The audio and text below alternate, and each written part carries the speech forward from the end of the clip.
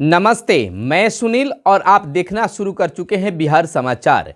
सुबह सुबह की खास खबरें आपके लिए लेकर आए हैं। बिहार बोर्ड से 10,000 स्कूल अब ऑनलाइन होंगे। हम आपको आज बताएंगे बिहार की प्रमुख खबरों को, चाहे वह बात राजनीति की हो या फिर नौकरी की हो, गांव की सरकार के लिए हो या रोजगार के लिए हो। तमाम खबरों से हम आपको कराएंगे अपडेट। चाहे बात आंगनबाड़ी सेविका सहायिका की हो, वार्ड सदस्यों की हो, मुखिया जी की हो या फिर बिहार के बीपीएससी शिक्षकों के लिए हो या फिर नियोजित शिक्षकों के लिए हो, आशा कार्यकर्ता या फिर विद्यालयों से जुड़ी खबर हो, तमाम खबरों से हम आपको अपडेट कराएंगे। लेकिन उससे पहले आपसे आग्रह है कि चैनल पर पहली बार आए हैं या फिर अब तक चैनल को सब्सक्राइब नहीं किया है तो चैनल को जरूर सब्सक्राइब कर दीजिएगा। तो चलिए खबरों की सिलसिला हम शुरू करते हैं। बिहार के नियोजित शिक्षकों को फिलहाल और इंतजार करना होगा। राज्यकर्मी बनने के लिए शिक्षकों को सक्षमता परीक्षा देनी होगी, लेकिन उससे पहले बिहार कैबिनेट में मुहर लगने के बाद आपको परीक्षा के लिए सरकार जो है, शिक्षा विभाग जो है वह बिहार विद्यालय परीक्षा समिति को भेजेगी। यानी जैसा कि आप जानते हैं कि बिहार विद्यालय परीक्षा समिति के द्वारा बिहार के नियोजित शिक्षकों को सक्षमता परीक्षा ली जाएगी और पास करने के बाद राज्यकर्मी की दर्जा मिलेगा। लेकिन सबसे पहले कैबिनेट की मुहर लगनी बाकी है और उसी का फिलहाल इंतजार भी शिक्षक कर भी रहे हैं। लेकिन अभी फिलहाल शिक्षकों को इंतजार ही करना होगा।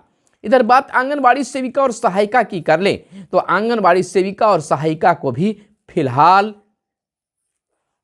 इंतजार करना होगा। कम से कम 1 माह जरूर और इंतजार आंगनबाड़ी सेविका और सहायिकाओं को करना होगा, तब सरकार की ओर से बहुत बड़ा तोहफा मिलने की संभावना जताई जा रही है।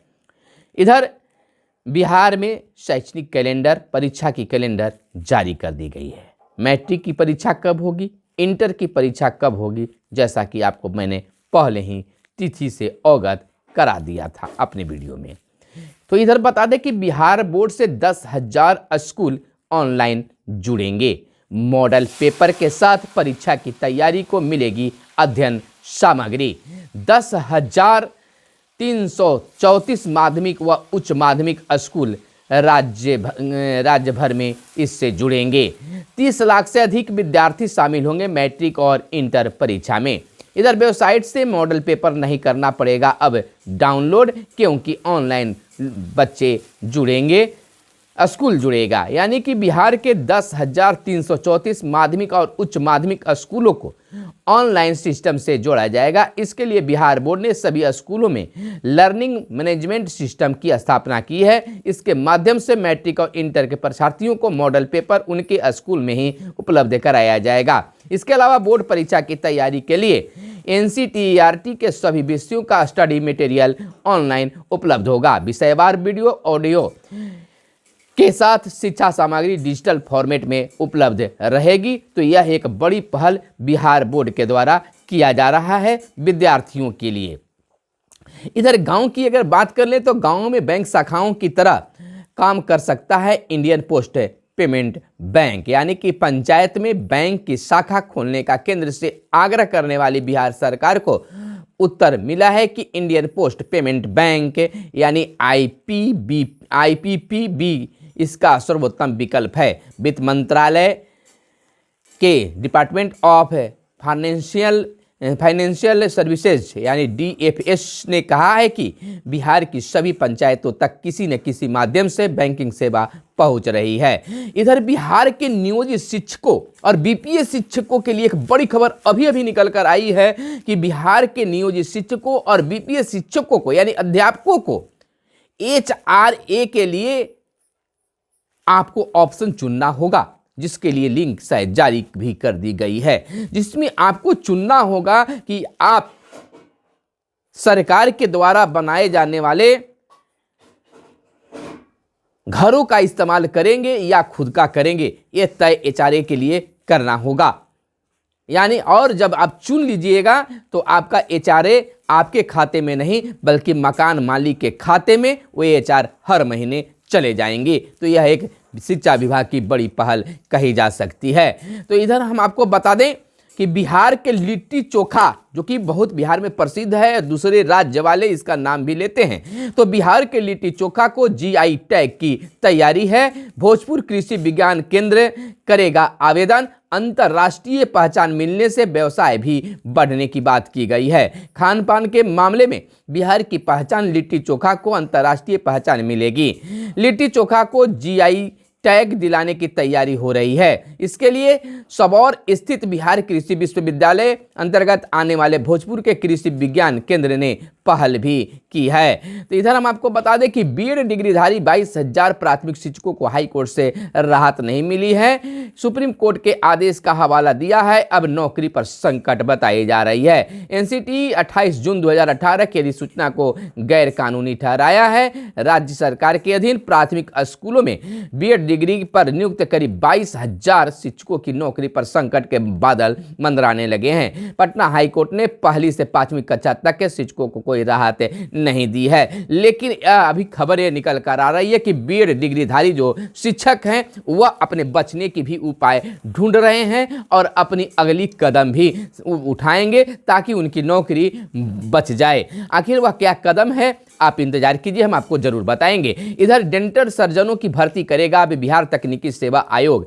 राज्य के सरकारी अस्पतालों में डेंटल सर्जनों की नियुक्ति बिहार तकनीकी सेवा आयोग के माध्यम से की जाएगी। बीते दिन राज्य कैबिनेट में मिली मंजूरी के बाद स्वास्थ्य विभाग ने बिहार दंत चिकित्सा सेवा संशोधन नियमावली 2023 की अधिसूचना भी जारी कर दी है, यानी कि बिहार में लगातार कार्य जारी है। इधर देश में पहली बार ट्रांसजेंडर रेशमा बनी पटना विश्वविद्यालय सीनेट का सदस्य, यानी राज्यपाल एवं कुलाधिपति राजेंद्र विश्वनाथ आलेरकर ने ट्रांसजेंडर रेशमा प्रसाद को पटना विश्वविद्यालय की सीनेट का सदस्य मनोनीत किया है। उनका मनोनयन 3 वर्षों के लिए किया गया है। रेशमा प्रसाद देश की किसी विश्वविद्यालय में सीनेट सदस्य बनने वाली पहली ट्रांसजेंडर हैं। राज्यपाल का यह फैसला निश्चित रूप से ट्रांसजेंडरों के सामाजिक और शैक्षणिक उत्थान में महत्वपूर्ण फैसला है। इससे अन्य ट्रांसजेंडरों को शैक्षणिक रूप से आगे बढ़ने में मदद मिलेगी।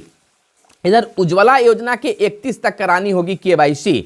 हम बता दें कि प्रधानमंत्री उज्ज्वला योजना PMUY के ग्राहकों को निर्बाध रूप से सब्सिडी का लाभ देने के लिए उपभोक्ताओं को 31 दिसंबर से पहले केवाईसी कराना होगा। इसके माध्यम से ग्राहकों के आधार लिंक बायोमेट्रिक केवाईसी सत्यापन किया जाएगा। तय अवधि में